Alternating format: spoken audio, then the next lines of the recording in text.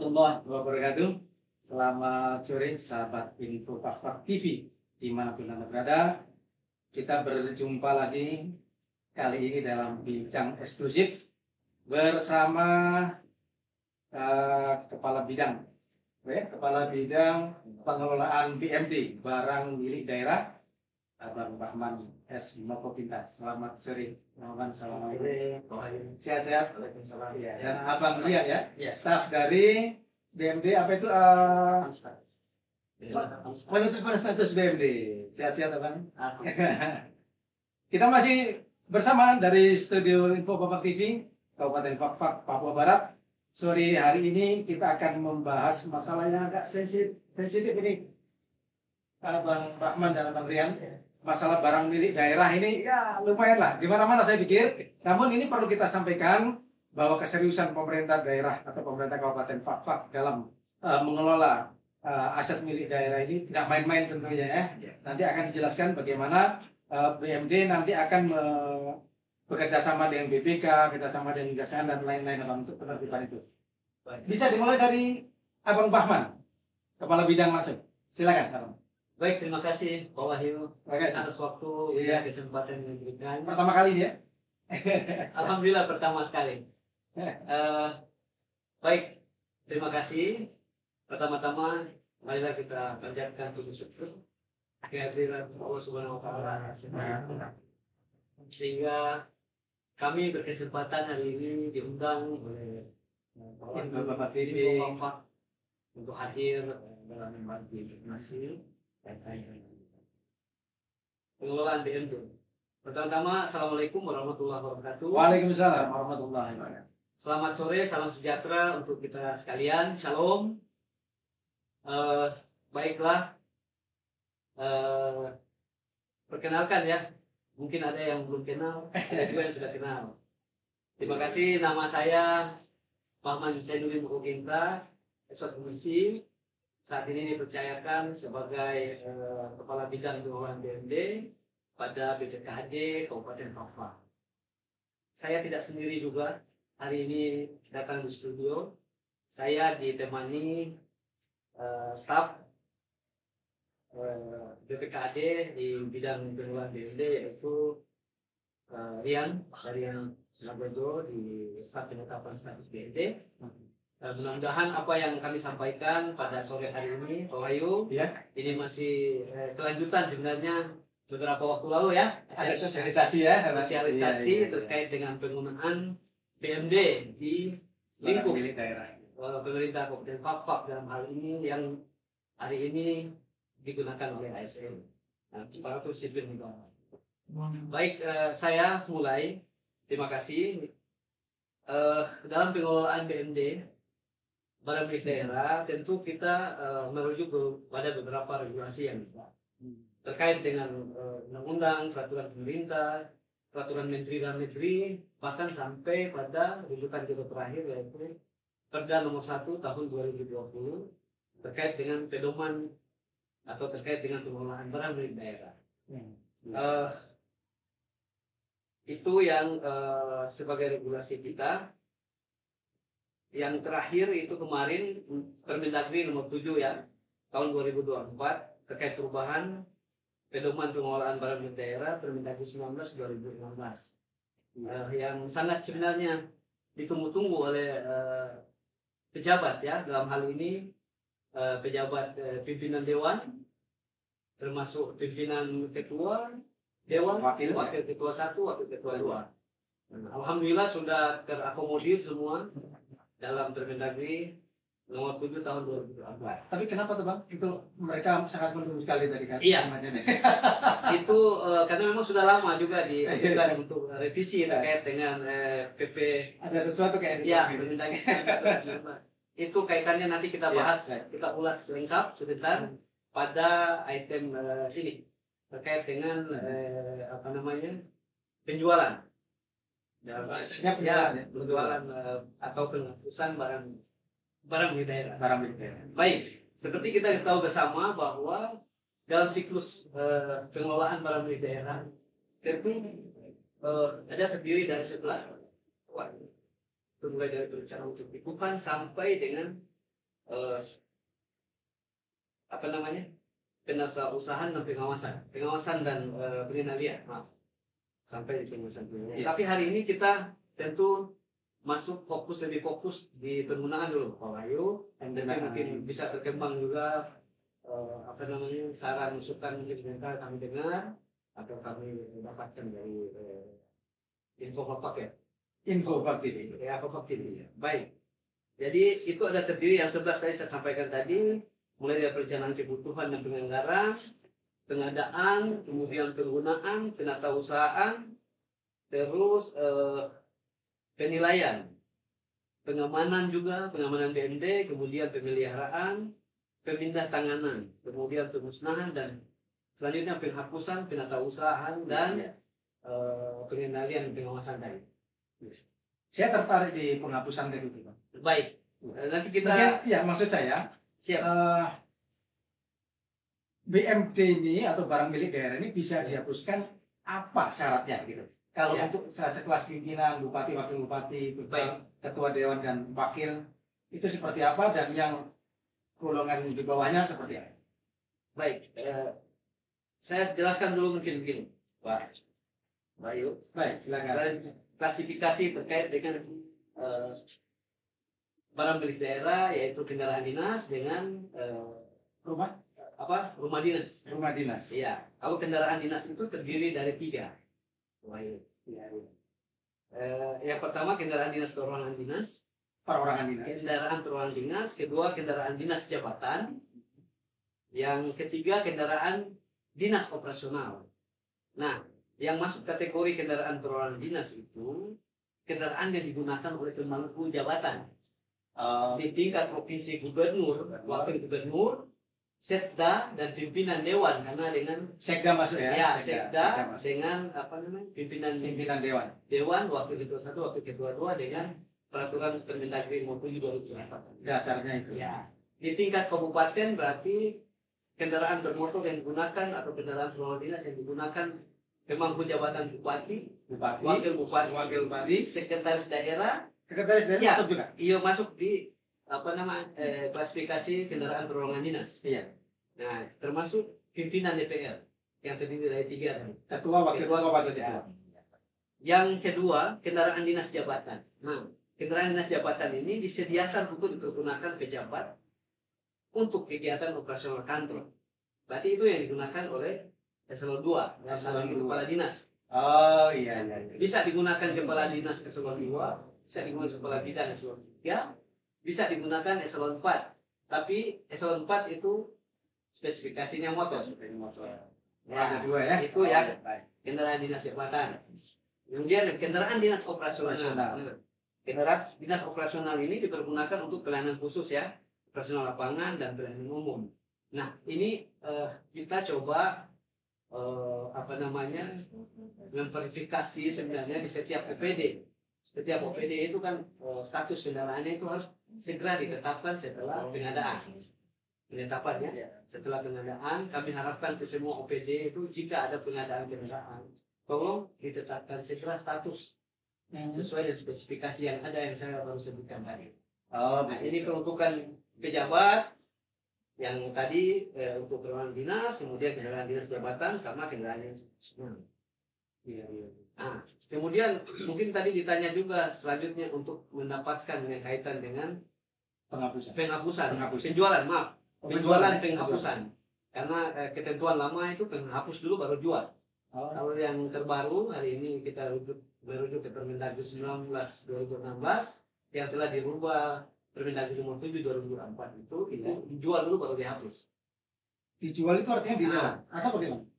Izin saya juga mungkin menyampaikan di sini bahwa ada kategori juga yang terkait dan penjualan kendaraan dinas yang tanpa lelang itu ada spesifikasinya juga. Ada yang lelang itu, Ada yang lelang. ya, tanpa lelang hanya bisa gubernur, wakil gubernur, setda dengan pimpinan DPR tadi. Itu untuk tingkat provinsi. Iya. Mantan gubernur juga, mantan wakil, mantan setda dengan pimpinan dewan. Begitu juga di level kabupaten. Kabupaten. Tingkat kabupaten kecuali sekda provinsi. Maaf, sorry tadi yang apa namanya spesifikasi sekda itu sekda provinsi. Iya. Kalau sekda kabupaten tidak, tetap lelang. Tetap lelang. Iya. Oh, bedanya itu ya? Beda yang di sini. Jadi sehingga itu kami sampaikan bahwa semua aset yang sudah memenuhi syarat dan dilihat layak untuk kita lakukan penjualan sesuai apa namanya lakukan permohonan, kemudian kami akan tindakan. Itu meskipun hanya menjabat 1 periode ya? Ya. Kalau yang seperti Bupati Fak-Fak sekarang atau pimpinan yang lain kan hanya 4 tahun. Kalau untuk ini bisa? Bisa. Ya? Tanpa lelang? Ini tanpa lelang. Prinsipnya periode bupati itu 5 tahun. Prinsipnya 5 tahun. Kemudian tahun keempat itu sudah bisa proses. Tanpa lelang. Sehingga kita tidak menyalahi ketentuan. Bisa saja di mana-mana ada juga hari ini pimpinan daerah yang masa periodenya kan tidak cukup 5 tahun. Ya. Tapi rujukan tetap merujuk ke aturan yang ada. Masih dapat itu ya? Iya, begitu. Kabar gembira. Iya. Kemudian kaitan dengan tadi kelengkapan juga kami sampaikan ini kelengkapan jika itu ada kendaraan perorangan dinas, kemudian kendaraan dinas jabatan dengan kendaraan dinas operasional. Itu kendaraan perorangan dinas itu berita acara penggunaan harus dilengkapi dengan berita acara penggunaan. Iya. Antara pemegang pengguna barang dengan pejabat. Begitu. Nah sehingga itu menjadi juga apa namanya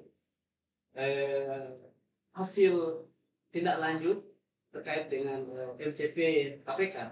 MCP itu? Ya, MCP ini Monitoring Center Prevention oleh KPK yang masuk di area 8 apa namanya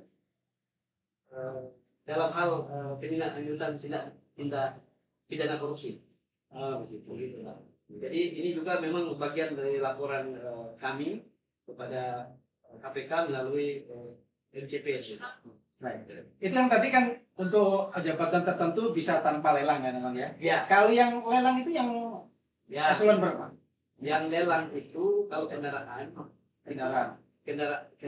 dinas yang tidak dipegang oleh pejabat. Artinya dalam hal ini tidak masuk kategori yang tadi itu prosesnya harus lelang. Proses lelang sendiri seperti apa? Nah tadi kan sempat jelaskan apa? Kalau ada nilainya sekian harus diumumkan di media yang di bawah itu tanpa media. Nah ini mungkin masyarakat perlu tahu karena pada dasarnya ketika ada barang lelang-lelang ini masyarakat banyak yang nggak tahu termasuk wartawan. Siapa yang menjelaskan? Mari beliau. Nanti mungkin sebentar nanti saya kasih waktu juga. Teman rapat kami selaku staf juga di depan. Ya, dan di sana juga itu sebenarnya. Yang sampaikan. Terkait dengan lelang tadi apa yang disinggung oleh wartawan kami menyampaikan respon balik bahwa terkait dengan apa saja yang kami usulkan untuk menjadi peraturan bupati kemudian ditindaklanjuti sampai di pelelangan. Kami bisa ada peraturan bupati ya. Tetapkan SK dulu. SK bupati kemudian kami menyurat ke KPKNL mohon untuk pelelangan. Nah, kemudian lelang dimaksud juga tentu ada nilai limit ya. Nilai limit yang mana yang bisa di atas nilai sekarang kalau tidak salah 200 juta ya. 200 juta harus diumumkan lewat media massa dalam hal media cetak. Media cetak ya? Ya, media cetak. Ini perlu jadi catatan. Jadi mohon izin, mohon maaf kepada media-media elektronik yang online, memang tidak pernah kami sampaikan ke situ karena permintaan sesuai dengan ketentuan KPK ini. Tapi masalahnya Bang, media cetak di Papua Barat, Sorong dan sekitarnya ini kita belum menemukan media cetak sekarang ini. Ya. Semuanya berubah menjadi media online. Ya. Jadi peraturan harus media cetak ya? Media cetak. Nah ini gimana mensiasatinya? Saya juga belum dapat informasi ini terakhir terkait dengan media cetak ini apakah sudah kembali aktif lagi yang ada Sorong, tapi informasi terakhir saya dengar tidak aktif lagi ya. Tidak aktif lagi. Tinggal itu menjadi menjadi laporan kami kepada KPKNL karena tentu bagi kami selaku penjual dalam hal itu daerah tentu akan dipertanyakan oleh siapapun saja ya menanyakan. Dan saya pikir kasus ini hampir merata di seluruh daerah. Ya, Jarang kita menemukan media cetak ya. ya. Jadi coba kami sampaikan atau kami minta coba ada regulasi lain terkait dengan Perubahan regulasi tapi ya, perubahan regulasi itu memang tidak 200 ke atas. di bawah itu setelah akumulasi nilainya berarti hanya selebaran saja. Selebaran Selebaran tempel-tempel gitu ya. tempel saja di kantor, paling tidak di kantor. Di kantor Seperti kantor. itu ya. Selebaran seperti itu. Tapi tidak berlaku lama juga. Mohon maaf. Ada upaya untuk memecah-mecah nggak? Tapi saya kira Biar dia lewat nggak 200 gitu. pengumumannya saat pengumuman itu Iya. saya kira bisa semua mengakses karena dia masuk di webnya KPKNL Pak. Oh, begitu. Tidak ada sebenarnya disembunyikan karena Sudah bulan-bulan tertentu. sudah via online. Mana? Kita kalau tidak salah ini dalam waktu dekat juga ya. Setelah tidak ada jadwal pasti. Nah, jadwal pastinya tidak ada. Itu yang kadang Cuman di dalam 1 tahun itu pasti ada lah. harus sering memplototi Iya. webnya ini Iya, KPKNL ya. seperti itu. Jadi mungkin ada tambahan sedikit. Jadi apa Harus punya orang dalam kapan? ordal ini. Kapan hilang gitu. Kalau saya Ya, ya. mau tambahkan soal tadi penghapusan tadi. Ya. Nah jadi itu ada syarat-syarat lain yang mungkin tadi Pak ada sempat Pak. Nah itu kan misalnya untuk usia kendaraan. Oh iya, minimal usia berapa? Setelah kendaraan yang sudah berusia di atas 5 tahun. Di atas 7 7 tahun. tahun. 7 tahun ya. Kalaupun di bawah Kendaraan ada 4, ada 5 harga mungkin 2. sama. Kalau di minimal yang ada juga itu kendaraan yang bisa dilelang atau tanpa lelang itu 4 tahun. Itu tapi hanya diberlakukan untuk khusus pejabat negara. Pejabat pejabat negara. negara, iya. Pejabat negara yang tadi Pak Kadis Bupati, sampaikan, wakil bupati, Iya, ketua dewan, wakil Iya. ketua, wakil ketua. itu yang dimakai dengan pejabat negara. Nah itu yang bisa untuk dilakukan penjualan tanpa lelang. Nah kemudian syarat lain selain daripada usia kendaraannya itu harus ada kendaraan pengganti dulu. Oh, kendaraan penggantinya harus ada dulu. sudah dulu. Jangan sampai pejabatannya Iya, ojek nah, ya. Jangan sampai ketika sudah dijual terus pejabat baru yang naik bingung tuh mau pakai kendaraan di mana. Nah itu terkait masalah syarat-syarat. Ya. Kemudian kalau untuk masalah pengumuman lelang tadi itu, memang dari pihak pemerintah sendiri itu kan sudah berupaya untuk transparansi terhadap masyarakat. Iya, iya. Nah hanya saja kan perlu diingat juga bahwa di Fakfak sendiri tidak ada kayak media cetak ataupun misalnya papan pengumuman yang bisa diakses oleh seluruh Betul. masyarakat. Sehingga biasanya selebaran-selebaran itu hanya ditempel di kantor-kantor saja. Tidak bisa dilihat secara umum lah. Iya. Walaupun memang terbuka secara umum. Itu saja kalau menurut saya. Itu oke, sebelum saya beranjak ke masalah bangunan dan tanah. Ya. Apa namanya? Kita sering mendengar ada pejabat yang sampai menguasai aset ya, lebih dari satu. Itu bagaimana ceritanya bisa begitu? Baik, Ya. Pak Wahyu, memang ini tantangan bagi kami Sensitif ini. di pengelolaan BUMD sejak Iya. saya 2019 di Bidang itu. bidang itu. Iya, iya.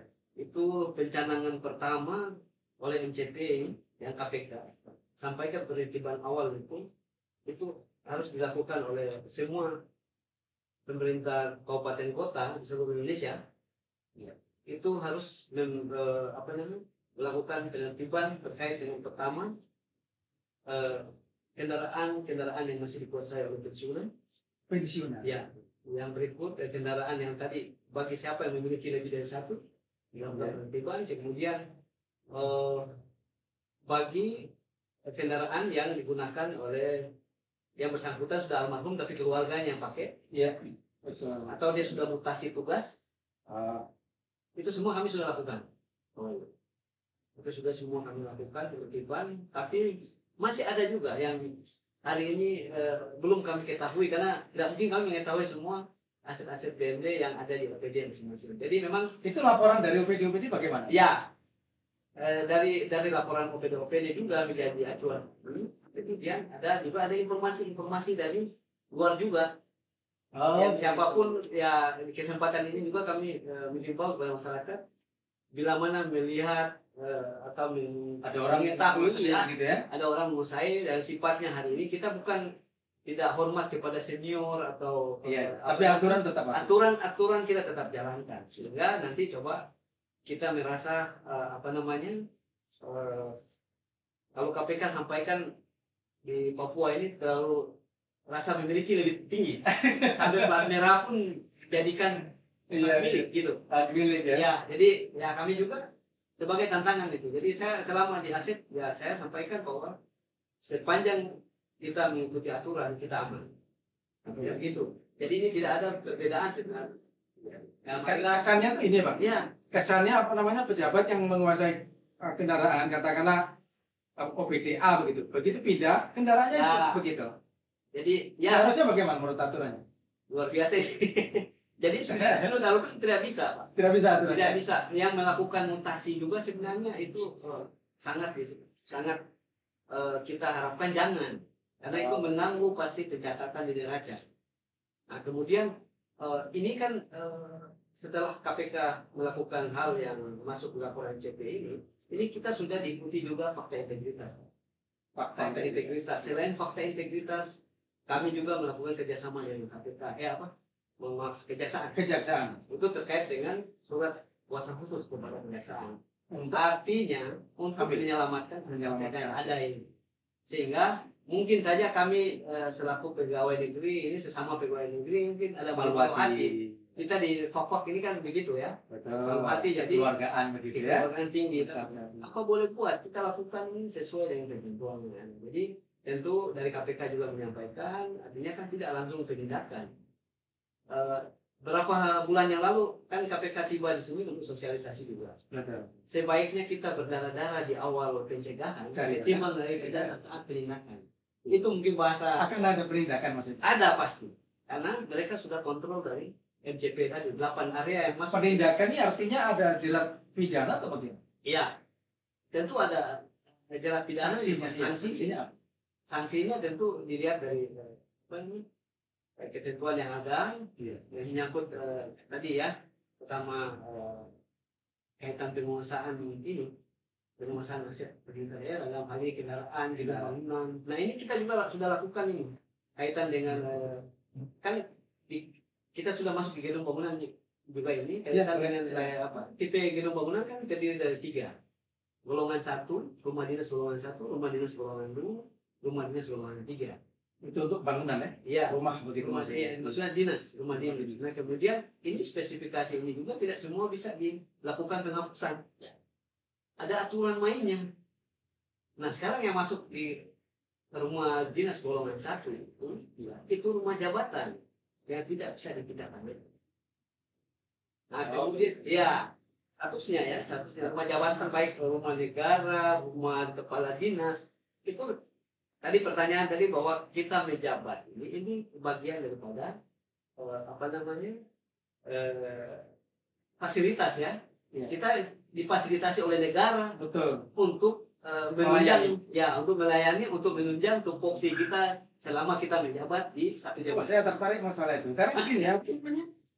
Banyak orang berpendapat bahwa pegawai saya sudah mengabdi 30 tahun. Wah, mengabdi betul kan? Mengabdi itu kalau merasa kalau nggak dipilih ya. Kalau digaji itu mengabdi. Siapa digaji dia sudah tahu penataan kontrak pertama kali itu dia digaji, bukan mengabdi.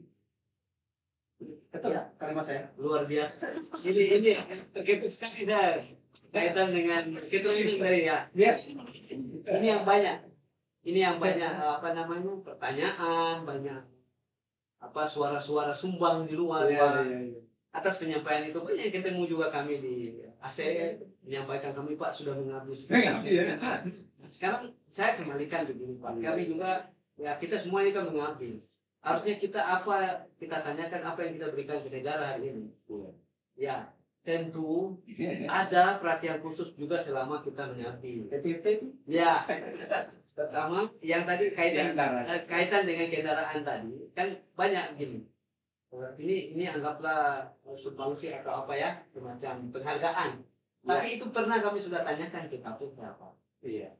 KPK memberikan respon balik kepada kami bahwa rumah ini dia digaji dari mana? Nah, Negara kan sudah gaji. betul. Kita mulai atau setelah menjadi pegawai itu kan tidak menandatangani bahwa surat pernyataan di situ saya mendapat kendaraan. Kan tidak. Saya mendapat rumah. Kan tidak, Pak. Ya? Tidak. Menandatangani pernyataan siap ditempatkan Di seluruh- di seluruh wilayah NKRI ya, negara Republik Indonesia. Betul. Kontraknya betul. Ya, itu kontraknya begitu. Itu kalau untuk ASN memang yang masih ribet begitu ya. Kecuali kalau seperti tentara atau Ya. Polri begitu pindah mobilnya nggak ikut. Kan gitu. Masa bawa tank dia. Setnya tidak ikut ya. Iya, tidak.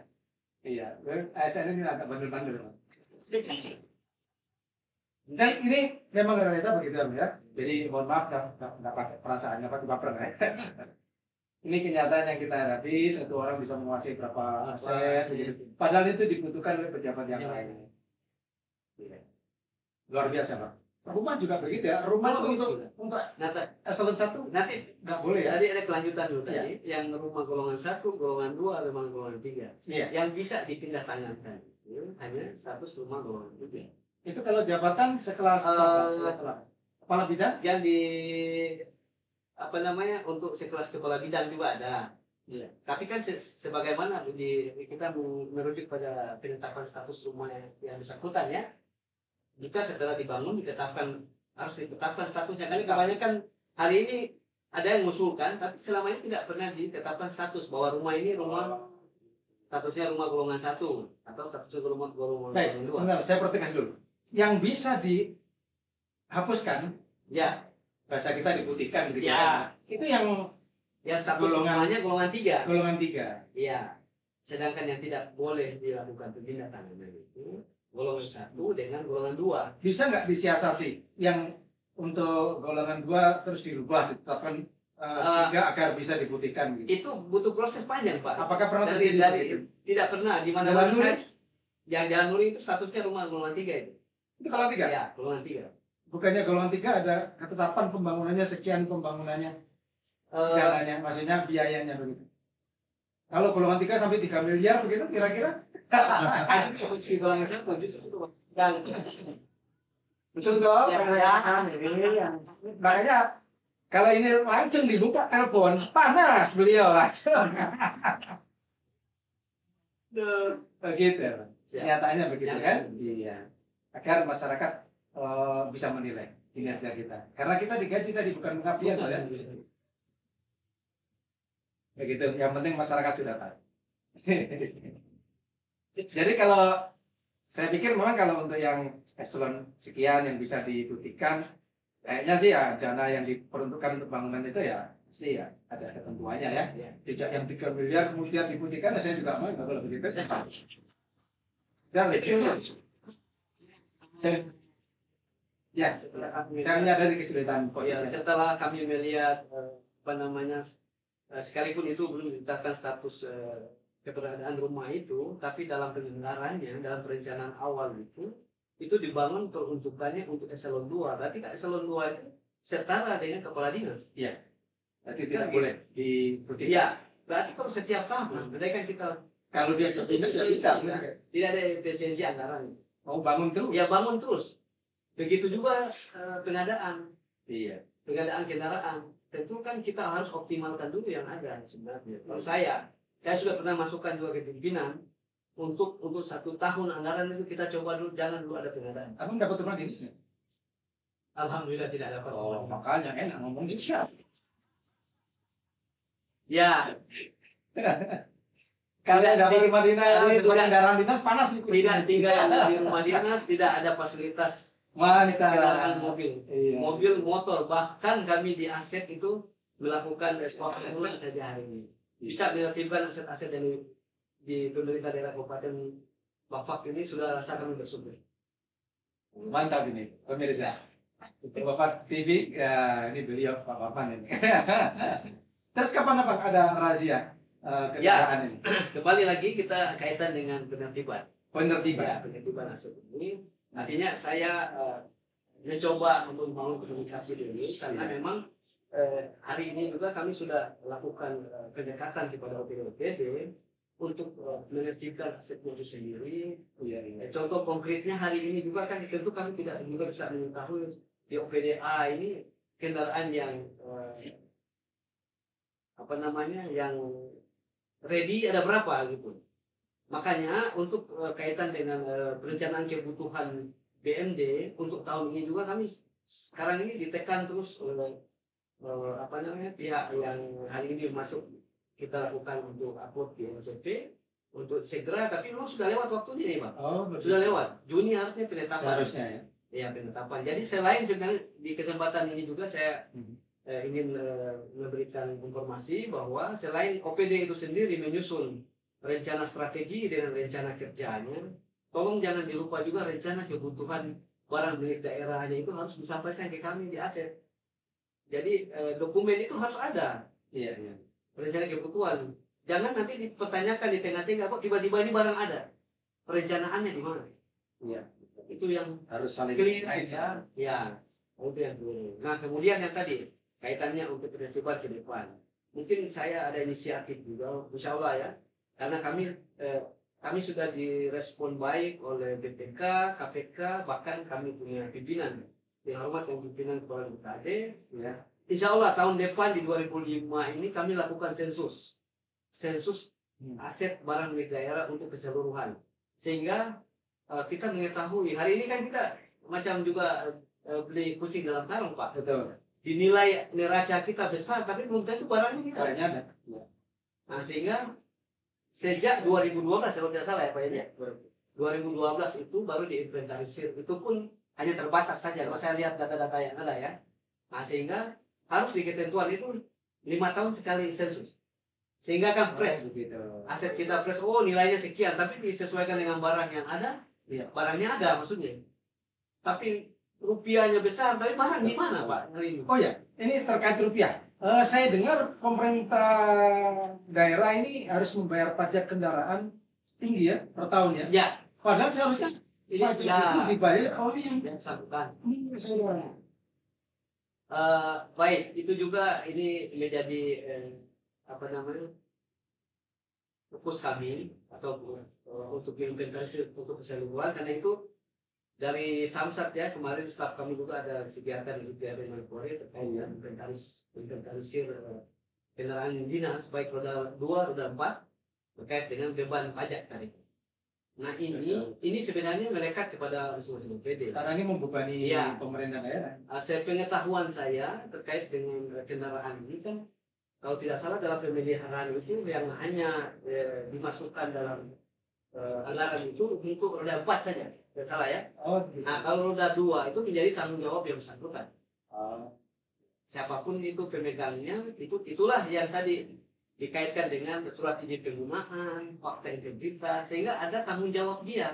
Betul. Yang bersangkutan artinya tanggung jawab yang bersangkutan bahwa ini anggap dia punya milik barang dia juga sih, karena Yang dia saya sampai 500 juta tuh pajak. ya kurang lebih. Berarti 500 juta itu ya. Akhirnya ditalangnya itu dibayar oleh pemerintah Ya, daerah. karena ada juga begini Pak, ada sudah dilakukan penghapusan, tapi tidak pernah dirubah, dia rubah tetap plat merah. Oh, betul. Begitu, artinya menghindar juga pajak. Kan itu salah satunya menghindar biaya besar kecilnya pajak juga kan. Karena dia tidak tinggal sampai ke Pak Hitam. Jadi terbawa catatan di Samsat dan lain-lain masih plat merah, padahal itu sudah hitam. Sudah hitam. Hitam banget malah. Jadi itu Pak. Baik, sahabat Info Pak TV dimanapun Anda berada, ini sangat luar biasa. Kita malah saking enaknya lebih dari 30 menit ini ya Bang. Pak. Memang permasalahan barang milik daerah ini seakan-akan tidak akan pernah habis kita bahas. Dan ini menjadi PR yang besar bagi pemerintah daerah. Kita juga dapat masukan, oh ya ini ada mobil yang sedang diproses tapi sudah dipakai oleh keluarganya. Mungkin ada juga mobil sedang proses tapi sudah dipakai untuk kampanye. Ada itu informasi yang masuk ke kami. Tapi tidak perlu saya sebutkan itu, mungkin masyarakat tidak tahu itu. Malah masyarakat lebih citizen ini lebih canggih nih, investigasinya daripada kami wartawan ini. Baik, penjelasan terakhir mungkin apa? Dari mana? Dari berdua? Boleh dari lagi dulu. Baik, silakan. Baik, terima kasih untuk tadi apa yang disampaikan Pak Wahyu juga memang jelimet ya dalam Rumah. pengelolaan BMD sehingga kita step by step apapun itu tetap yuk kami lakukan sesuai dengan aturan yang ada. Kemudian tentu kami tidak lupa berkoordinasi terus dengan pihak kejaksaan tentu ya yang menangani hukum, karena dalam pengamanan aset barang negara ini terdiri dari 3: pengamanan fisik, pengamanan administrasi, dengan pengamanan hukum. Ya. Seperti itu. Nah, jadi saya sangat berharap dengan